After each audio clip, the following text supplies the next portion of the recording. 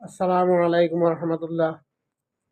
সুপ্রিয় দর্শক শ্রোতামণ্ডলী ভাই বোনেরা, হযরত মুআয ইবনে জাবাল রাদিয়াল্লাহু তাআলা আনহু হতে বর্ণিত, তিনি বলেন, আমি রাসূলুল্লাহ সাল্লাল্লাহু আলাইহি ওয়াসাল্লামকে বলতে শুনেছি যে আল্লাহ তাআলা বলেছেন, যারা আমার জন্যে পরস্পরকে ভালোবাসে, আমার জন্যে একত্রে উপবেশন করে, আমার জন্যে পরস্পর সাক্ষাৎ করতে যায় এবং আমার জন্যে পরস্পরে অর্থ ব্যয় করে, তাদের প্রতি আমার ভালোবাসা অনিবার্য। সুবহানাল্লাহ, সুবহানাল্লাহ।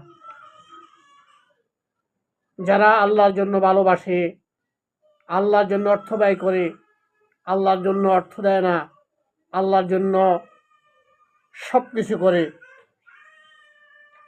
আল্লাহ তাআলা তাদেরকে ভালোবাসা আল্লাহর জন্য অনিবার্য হয়ে যায়। আল্লাহ তাআলা আমাদেরকে, আমরা এক অপরকে আল্লাহর জন্য ভালোবাসবো, আল্লাহর জন্য দান করব, আল্লাহর জন্য দান থেকে বিরত থাকবো, আল্লাহর জন্য বন্ধুত্ব করব, আল্লাহর জন্য আমরা শত্রুতা করব।